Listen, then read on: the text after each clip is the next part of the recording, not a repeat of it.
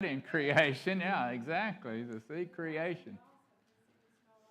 Yeah, God speaks and the sun, the moon, the stars appear, trees appear, animals appear. So, yeah, that would be amazing. So good. All right, anybody else?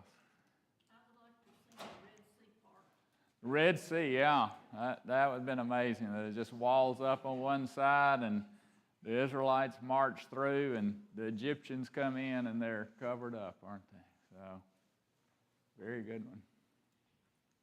Okay. I thought about, no, I'm surprised no one said the resurrection. Yeah, that would have been, or Jesus bringing Lazarus back to life. That would have been kind of interesting too. When not only but he said, he called out Lazarus by name, so the rest of the folks in the grave wouldn't get up and come out with him, would they? So interesting. So anyway, I say all that in Genesis chapter 2, we begin to see even more first, and that are important to us as we build on the foundation of a biblical creationist worldview. And the first of those first is the first 3 verses of chapter 2.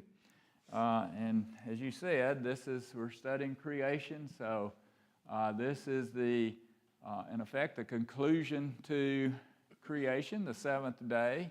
Nothing is created on this day, but we see what God does on this day. So with that, let's look at or think about some questions that we're going to talk about during our lesson today. There are a lot of questions. Some of these questions include, why did God take so long in creating 6 days? Why did he take 6 days? He could have created everything in a second, but he takes 6 days. Why did God rest on the 7th day? Was he tired? And then why do we have a 7-day week rather than a 5-day or 10-day week or some other numbers a day week? Why did God bless and sanctify the 7th day? So we're going to look at all these and other questions as we move through these first 3 verses of chapter 2 today. So Martha, if you would, read those first 3 verses of chapter 2. And so the heavens and the earth were completed, and all their heavenly lights. By the 7th day God completed his work which he had done, and he rested on the 7th day from all his work which he had done. Then God blessed the 7th day and sanctified it, because on it he rested from all his work which God had created and made. All right, thank you. So there's several first in these 3 verses of chapter 2, verses 1 through 3. What first do you note in these 3 verses?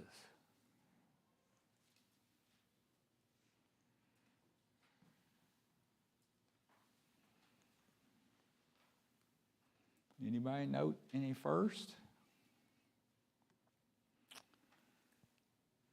All right, let me help you with one. There is the first mention of the number 7 in these verses. First time we hear that number. And the number 7 is significant in the Bible, particularly in the Old Testament. The number 7 is significant, and all numbers in the Bible are significant. They all have meaning. Everything has meaning in the Bible. All numbers that are mentioned have meaning. So what's the number 7? Do you remember we've talked about this over the years? What's the number 7 represent? Completion. Completion, or totality, or whole. So here we see God bringing creation to completion, the number 7 representing that. So any other first you see in this?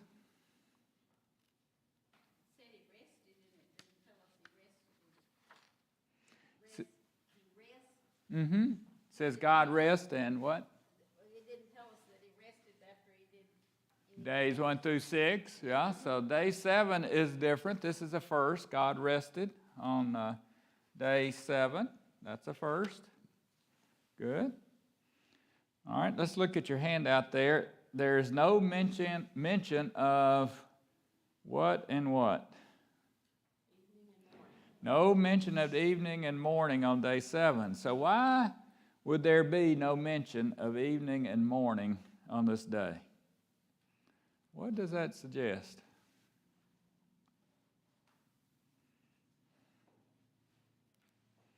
Any thoughts? No? I'm sorry, Valerie. Would it have anything to do with the fact that that was he had completed his work? When he mentioned the evening and morning, it went into the following day. Yeah. So Valerie says no mention of the evening or morning indicated that God had completed his work. And I think she's exactly right. She's on the right track there. So that God's rest on the Sabbath, his plan is that it would have no end. It implies the infinite perspective of God's Sabbath.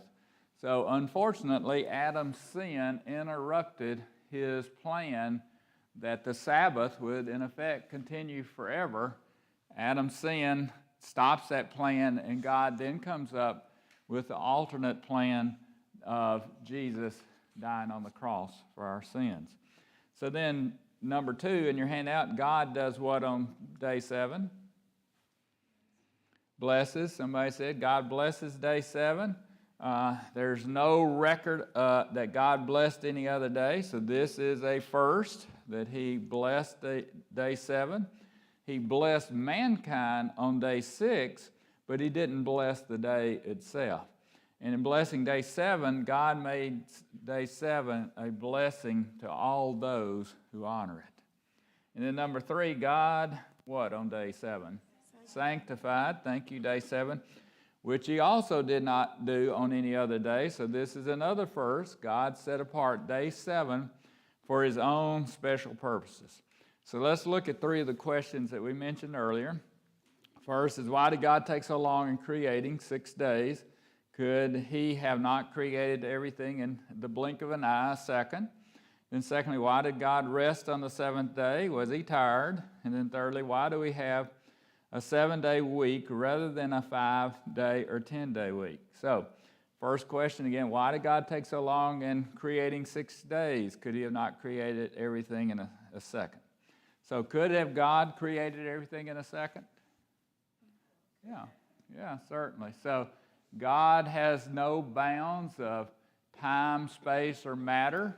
So he intentionally took 6 days to create in. And it's interesting that the 24-hour day is based upon the Earth's rotation on its axis, and the 12-month year is based on the revolution of the Earth around the sun. So what's the 7-day week based on? Why do we have a 7-day week? Why not 5? Why not 10? Why not whatever, 12?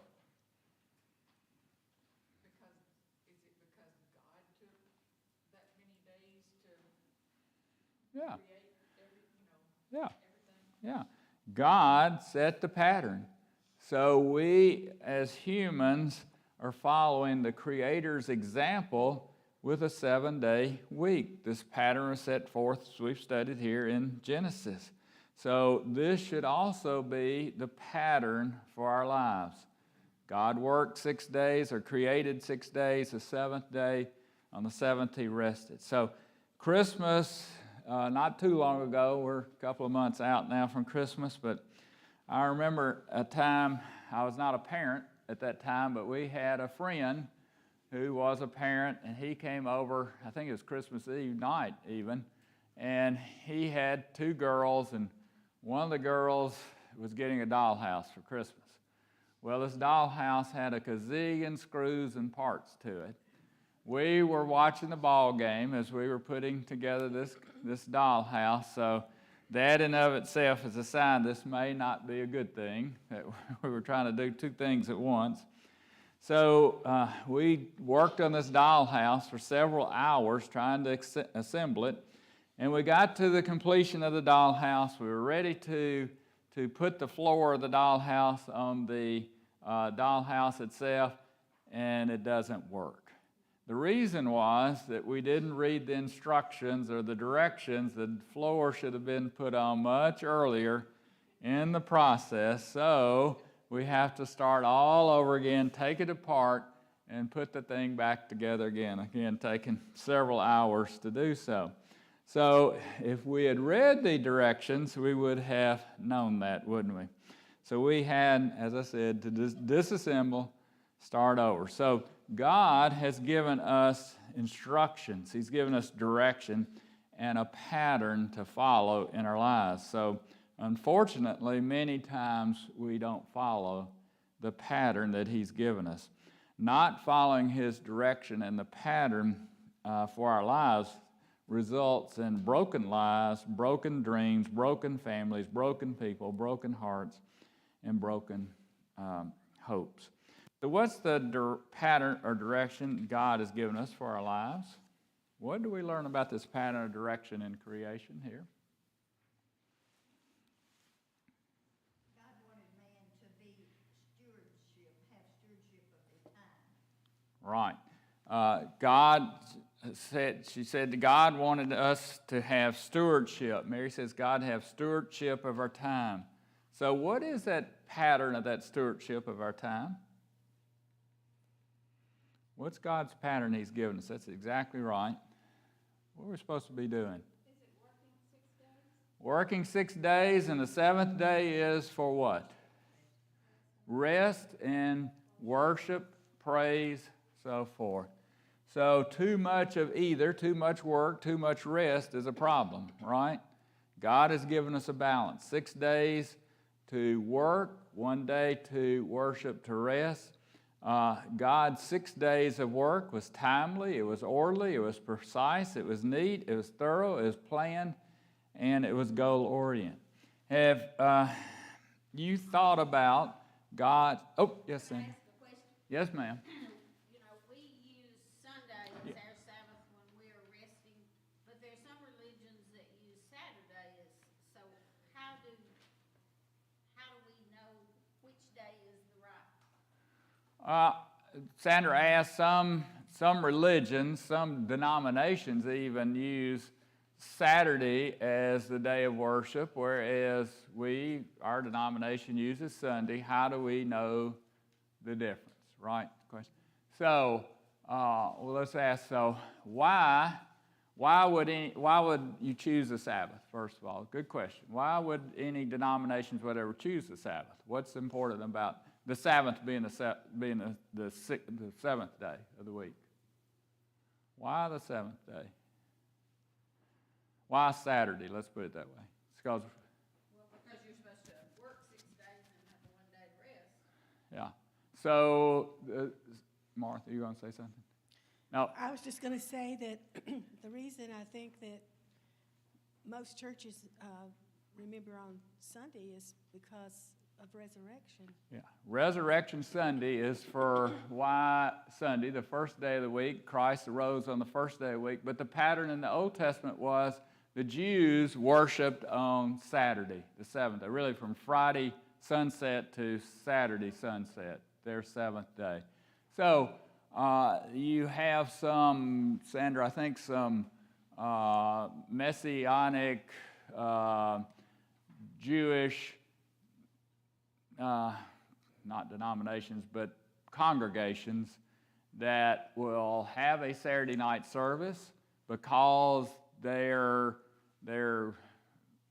Jesus was a Jew, and they're still kind of following that pattern. And some do a Saturday night service because it's convenient. You have more people to attend on Saturday night. We see a lot of churches have Saturday night and Sunday services now just because of the convenience. But the purpose behind them, again, is Jesus, as Martha said, arose on the first day of the week. So we celebrate Resurrection Sunday every Sunday. Others still following the pattern of the Old Testament. Yes. We were in a church one time that had Sunday services, but then they also had church on a Monday or Tuesday. I can't Tuesday. remember. Tuesday. And the reason they did that is because so many people worked on Sunday that they made it available for worship on Tuesday. Tuesday. Also, they had a big outreach to, we were in Nashville at the time, a big outreach to the college community in Nashville. So Tuesdays appeared to be a good time to have worship where they would have 400 or 500 college students attend worship on a Tuesday night. So again, the pattern is there. Nothing's wrong with a Saturday night worship or Tuesday night worship. Again, our reason is we celebrate the resurrection and worship Sunday. All right, so have you next question, it says, have you thought about the order of creation, how it was timely, precise, thorough, and planned? What did God create on the first day? The heavens and the earth, he created. That was a summary in verse 1. The first day, he created. Not quite yet. Look at day 1. I'm sorry, somebody said it then. Light and darkness. He created light on day 1. So what did God, looking back, what did God create on the third day?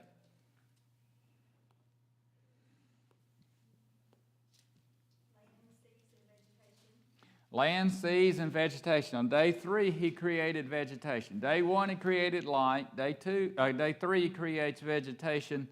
So when did God create the sun? Not day 4. So he created the sun on day 4. So is there anything significant in that from an evolutionary point of view that God created light on day 1, vegetation on day 3, but the sun on day 4? He had to do it quickly if vegetation needs sunlight. Yeah. And if he had waited 10,000 years, everything would have died. Yeah. So the evolutionists who believe in this gap theory, there's thousands and millions of years between the days.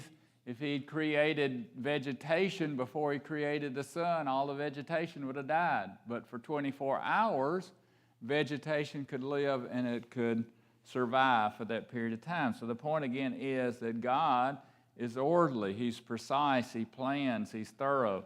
So it just points out this concept of a evolutionary thought process has holes in it, right? So God's pattern for our lives, for us to work, to rest, and to worship.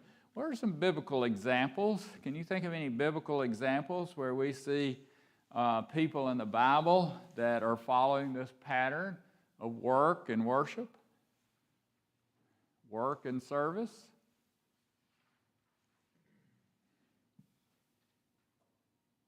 Well, with Daniel.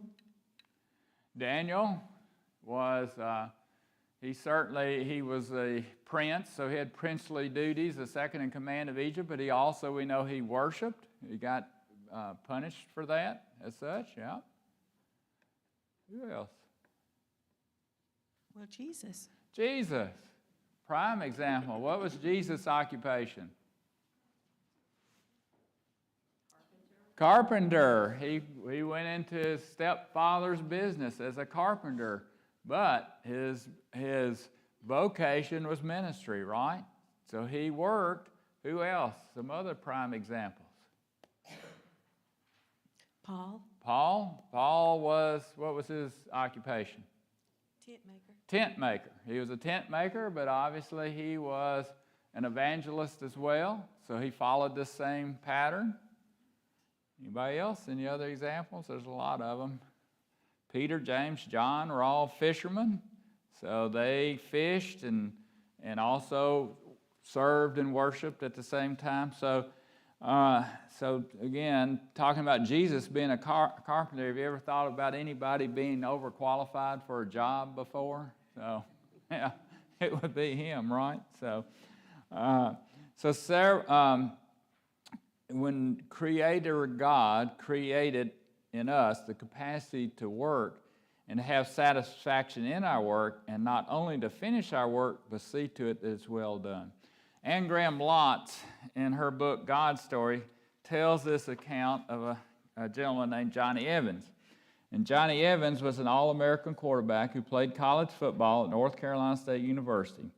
When he graduated from college, he was drafted by the Cleveland Browns of the National Football League, where he played for 3 years before being traded to Buffalo.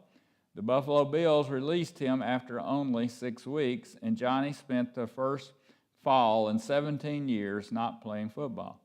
At the time of his release from the Buffalo Bills, he had a wife and family responsibilities.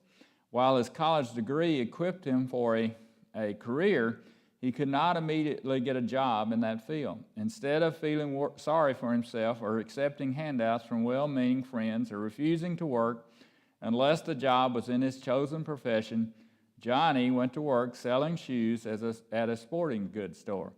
His wife said that in the evenings when she would go to pick him up, she would find him vacuuming the store or kneeling at the feet of an 8-year-old fitting the child with soccer shoes.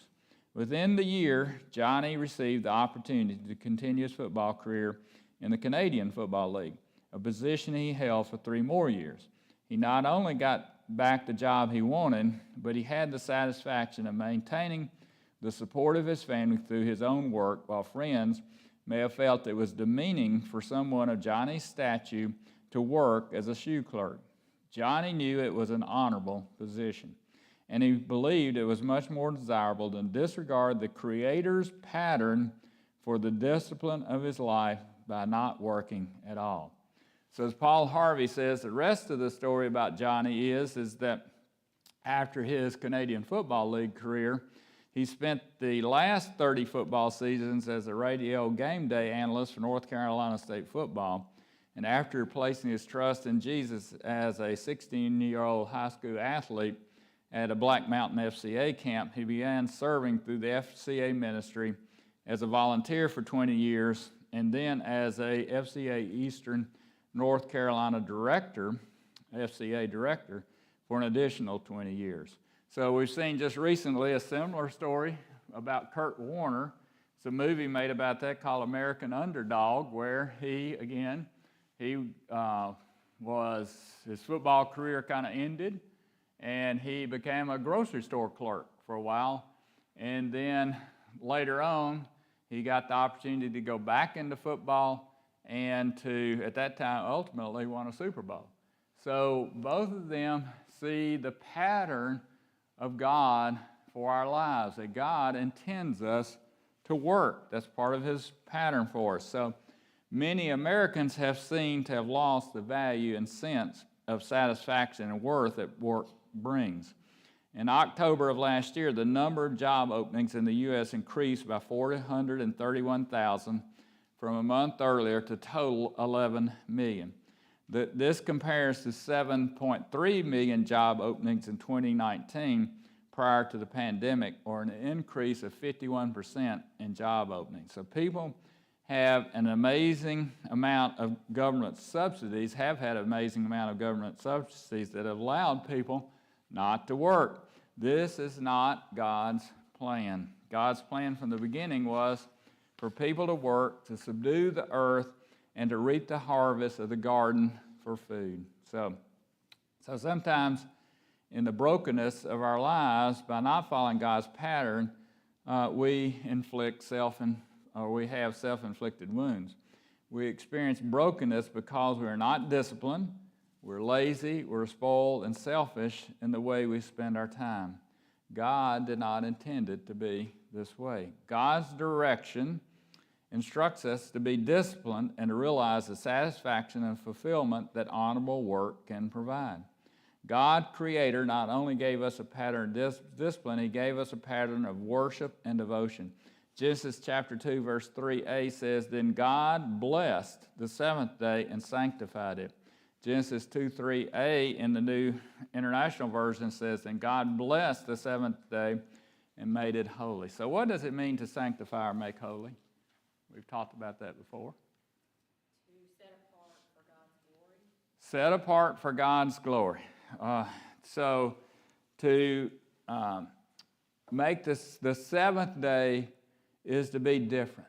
It's to be set apart. It's not to be like the other 6 days. Genesis 2:3, the second part of verse 3 says, "Because on it he rested from all his work which God had created and made." What does it mean that God rested on the seventh day? Again, was he tired from his work from the first 6 days? Does God get tired? No, God doesn't get tired. So what does it mean that he rested? Well, let me back up and say, how do we know that God doesn't get tired?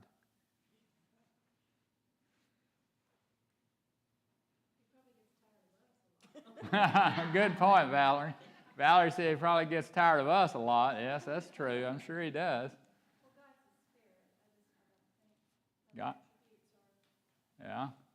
Always next best answer to Jesus. Jill's not here to say Jesus, but that's always the first best. Second best answer is because the Bible tells us, right? So the Bible tells us that God doesn't get tired. Isaiah chapter 40, verse 28 says, "Do you not know, have you not heard? The everlasting God, the Lord, the creator of the ends of the earth, does not become weary or tired. His understanding is unsearchable." Psalm 121, verse 4 says, "Behold, he, God, who watches over Israel, will neither slumber nor sleep." In the Gospel of John, chapter 5, verse 17, Jesus said, "But he answered them, My Father is working unto now, and I myself am working." So the idea of rested in Genesis that we see, that word is not a cessation of all activity. It's not as we think about tired, but it's a change in activity. God finished the work of creation and moved to the work of providence or sustaining the creation. God's change in activity on the seventh day continues his process of setting a pattern for how we are to live. Okay? Next, fill in the blank says the principle is that one day in seven is to be as holy to the Lord. Dedicated or devoted. Very good. The principle is that one day in seven is to be dedicated or devoted as holy to the Lord. So why would God establish a pattern for living this principle that one day in seven is to be devoted or dedicated as holy to the Lord? Why does he do this?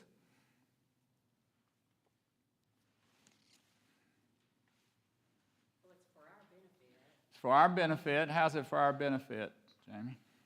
So we can That's exactly right. kind of recharge spiritually. Recharge spiritually, yeah. Our benefit to recharge spiritually, that's certainly true. Anything else? What's that, Dar? We do get tired. Even though God doesn't get tired, we get tired. So it's to our benefit for rest, to be able to continue to serve. Anybody else?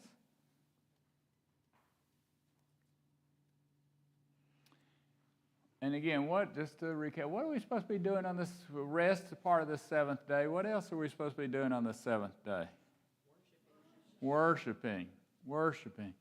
So,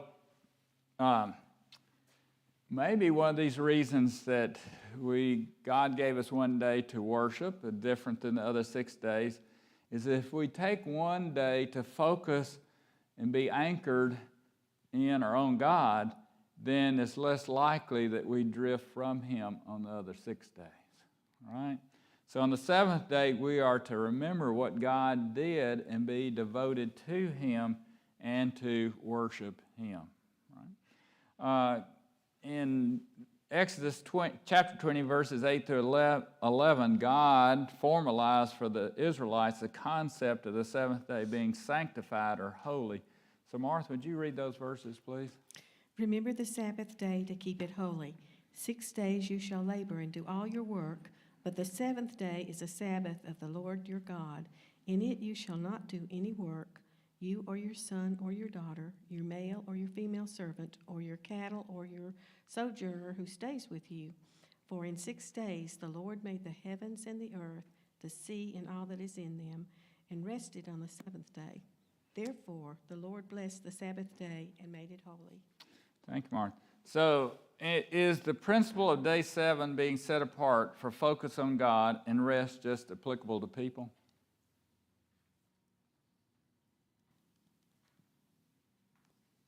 It said cattle.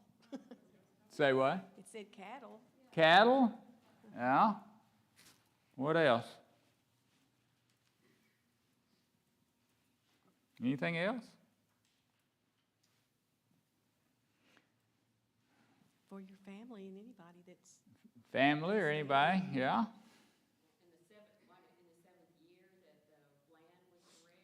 Yeah, so God, this principle of sanctification or being set apart is applicable not only to us as people, but also to the land as well. So God provided the Israelites good agricultural practices even before the importance of crop rotation, giving land a rest, was even known. He set out things, and when you talk about God, before we even knew a lot about cleansing and cleaning, good health habits, good hygiene, God gave the Israelites commands to provide for their good hygiene. He gives them commands. They didn't really maybe understand it at the time for the land, the agricultural purposes. So Martha, if you would read the next set of verses, Leviticus chapter 25, verse 1 through 4 tells us this. the Lord then spoke to Moses at Mount Sinai, saying, Speak to the sons of Israel and say to them, When you come into the land which I shall give you, then the land shall have a Sabbath to the Lord. 6 years you shall sow your field, and 6 years you shall prune your vineyard and gather in its crop. But during the 7th year the land shall have a Sabbath rest. A Sabbath to the Lord. You shall not sow your field nor prune your vineyard. So God gives this direction not only to us as people, but also the land. And he also declares what's called a year of Jubilee, when every 50th year, the year following 7 years of Sabbaths, 49 years, 7 times 7, the land is to be rested. So Leviticus chapter 25, verses 11 and 12 says, You shall have the 50th year as a Jubilee. You shall not sow nor harvest its aftergrowth, nor gather grapes from its untrimmed vines, for it is a Jubilee. It shall be holy to you. You shall eat its produce from the field. And then Isaiah speaks similarly to this in chapter 58 of Isaiah in verses 13, 14. And God said, Martha, if you would read those verses. Okay, let's see, 58, 13, and 14. Okay. If because of the Sabbath you turn your foot from doing your own pleasure on my holy day, and call the Sabbath a delight, the holy day of the Lord honorable, and honor it, desisting from your own ways, from seeking your own pleasure and speaking your own word, then you shall take delight in the Lord, and I will make you ride on the heights of the earth, and I will feed you with the heritage of Jacob your father, for the mouth of the Lord has spoken. All right, so Isaiah, these verses in Isaiah chapter 58, 13 and 14, Martha just read, gives us a promise. And in the promise is, it says, if you honor God's holy day, then he will make you ride on the heights of the earth. If we honor God's holy day, he will make us ride on the heights of the earth. Do you believe this promise? Valerie's saying yes. Okay, yes. So I believe it as well. So what is some evidence that this promise is completed, for lack of a better word? What is the evidence that this promise is true and correct? Practical evidence. You think any practical evidence? Some places a business are closed on Sunday. Yeah. Some businesses are closed on Sunday. What's probably the most well-known business that's closed on Sunday? Chick-fil-A. Yeah, so with that, Johnny, can you show that first video, please? Yes. You start. We started fostering Kyle when he was 6 years old. I knew that routine was important for him. Dad, your turn. We started going to Chick-fil-A every Saturday. Every Saturday. Now, Miss Elizabeth. When your adoption day came, we got the honor of being in the courtroom with you. The judge actually called us out too for being a little too loud. Having a big crowd cheering on was really special to us. So this family that you see in the commercial, they had set a pattern. They went to Chick-fil-A on every Saturday. So God has set a pattern for us in our lives to sanctify and make holy his day. So the success story of Chick-fil-A, Chick-fil-A is the most profitable fast food chain in America on a per location basis, by far. And so it began with a diner opened at the right place at the right time. A gentleman in 1946 named Stuart Truett Cathy opened a diner called Dwarf Grill. It was located in Hapeville, Georgia, a suburb of Atlanta. So in reading about Chick-fil-A, there are several reasons given for the amazing success of this fast food chain, including customer satisfaction. In 2018, for the third year in a row, the company was rated America's most beloved fast food restaurant in the American Customer Satisfaction Index's annual survey. And I suspect that it continues to hold that same position as the restaurant of the highest satisfaction. So it does not mention in that article, though, that the reason I think maybe Chick-fil-A has been so successful is that its founder, Truett Cathy, from its founding, set apart the Lord's Day from the rest of the week and is not open on Sunday. So I believe this may be the most important reason for Chick-fil-A's amazing success. And if you drive by Chick-fil-A anytime, day or night, they're lined up around the building. So, you know, what was it Yogi Berra says? It's so crowded no one goes there anymore. So I don't know about that. But Chick-fil-A is crowded all the time. So another business that's followed this same model that's been extremely successful is Hobby Lobby. Hobby Lobby does not open on Sunday either. And I think God has honored both of these businesses in amazing ways because they have stuck to the pattern that God has given us. 6 days to work, Sunday worship day, the first day of the week, set it aside for rest worship. So, true or false, the principle of setting apart, sanctification, making holy does not apply to us as Christians today. All right. I'll read that again. True or false, the principle of setting apart, sanctification, making holy does not apply to us as Christians today. And I heard some falses.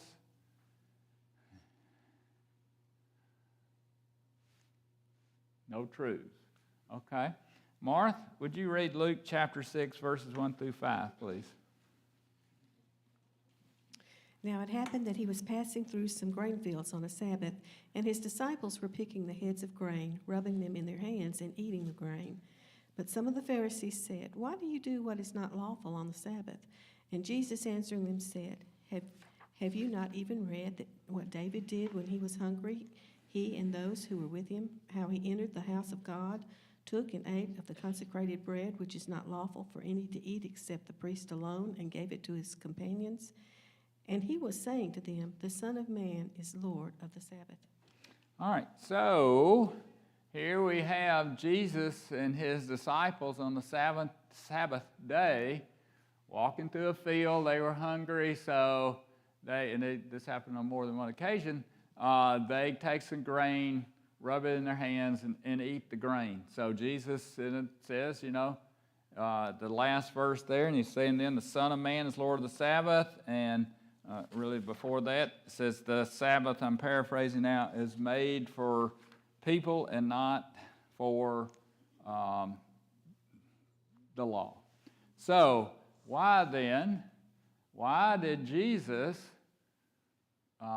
approve of their work on the Sabbath?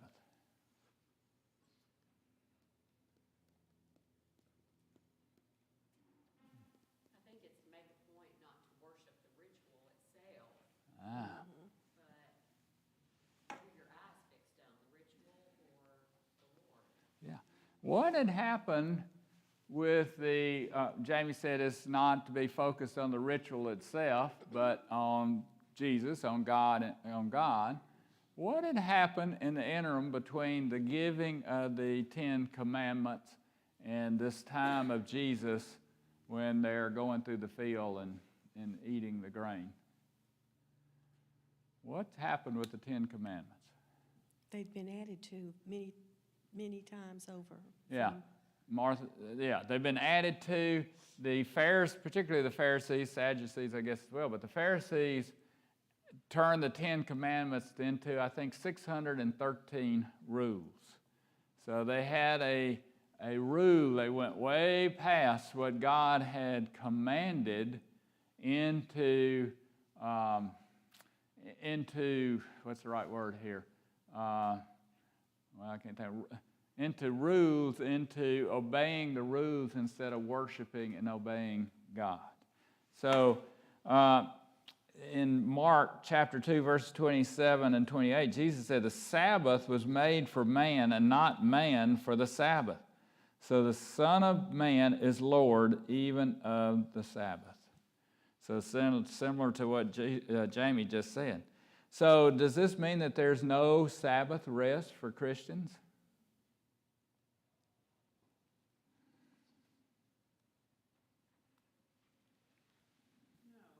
No. Why not? Because we're still supposed to take that day and worship. Still supposed to take that day and worship. Yeah. All right. So why do you say that? Well, it's our time to recharge spiritually. It's time to recharge spiritually. Remember our two good answers, Jesus and the Bible tells us. This is the case in both of these. So Hebrews chapter 4, verses 9 through 11 says, consequently, there remains a Sabbath rest. There remains a Sabbath rest for the people of God. For the one who has entered his rest has himself also rested from his works as God did from his. Therefore, let's make every effort to enter that rest, so that no one will fall by following the same example of disobedience. So Martha, read from Matthew 5, 17 through verses 17 through 20, please. Do not think that I came to abolish the law or the prophets. I did not come to abolish, but to fulfill. For truly I say to you, until heaven and earth pass away, not the smallest letter or stroke shall pass from the law until all is accomplished. Whoever then annuls one of the least of these commandments and teaches others to do the same shall be called least in the kingdom of heaven. But whoever keeps and teaches them, he shall be called great in the kingdom of heaven. For I say to you that unless your righteousness surpasses that of the scribes and Pharisees, you will not enter the kingdom of heaven. This is Jesus speaking in the Sermon on the Mount. And what has transpired here is that the scribes and the Pharisees have turned rest and worship on the Sabbath into spiritual bondage. It seems like it's a job. It's a job. It's become follow a the job Sabbath. following the law, but yeah. I'm sorry, I interrupted you, Mark. That's all I was going to say, that it's turned a day of worship into a day of concentrating on rules. Yeah. Instead So- of on God.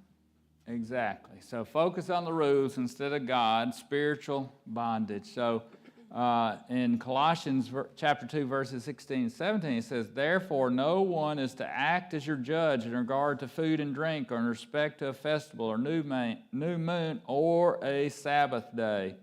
Things which are only a shadow of what is to come, but the substance belongs to Christ. So the substance is we should be focused on Christ, not on spiritual bondage, not on a bunch of necessarily rules. So Well, Jesus said there were really two rules. yeah, To love the Lord your God with all your heart, mind, and mind, soul. and then your neighbor as yourself. Love your neighbor as yourself. Exactly. So when it says, what does it say to you when Colossians 2:7 says the substance belongs to Christ? What is the substance? Martha just said it, didn't she? All the law is summed up in those two commandments. Love the Lord your God with all your heart, mind, soul, and strength, and love your neighbor as yourself. Galatians chapter 4, verses 4 through 7 says, but when the fullness of the time came, God sent his Son, born of a woman, born under the law, so that he might redeem those who were under the law, that we might receive the adoption as sons and daughters. Because you are sons, God has sent the Spirit of His Son into our hearts, crying out, Abba, Father. Therefore, you are no longer a slave, but a son. And if a son, then an heir through God. So we as Christians are not constrained by the law. We can't keep the law. No person has ever been able to keep the law except Jesus.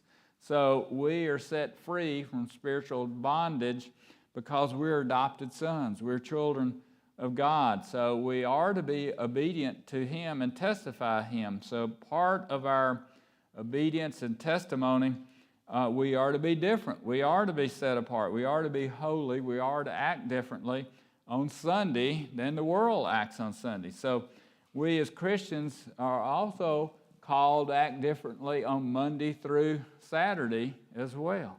So our Sabbath rest is in the loving, saving arms of Jesus. Matthew 11:28 says, Come to me, all who are weary and burdened, and I will give you rest. So how do you think we're doing in being different, set apart, being holy? Is our Sunday, your Sunday, any different from your Monday?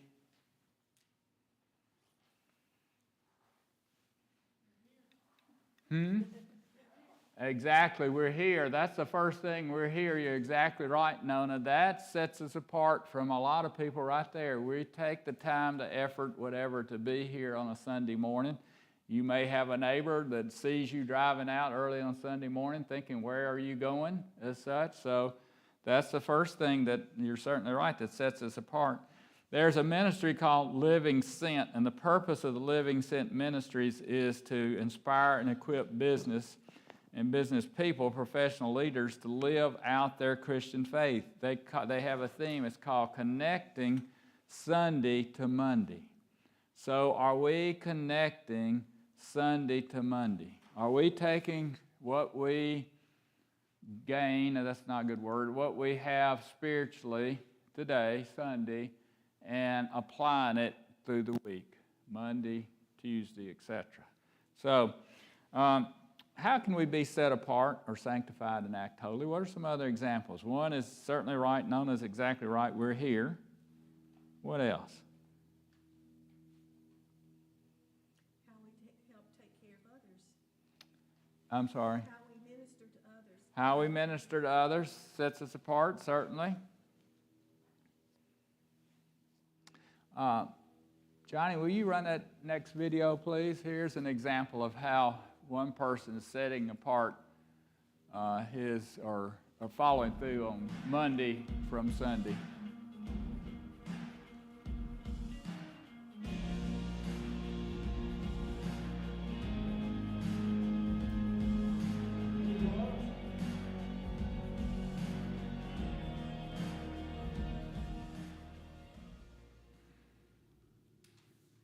Hello, I'm Dr. Ming Wang of Wen Vision Institute, Nashville, Tennessee.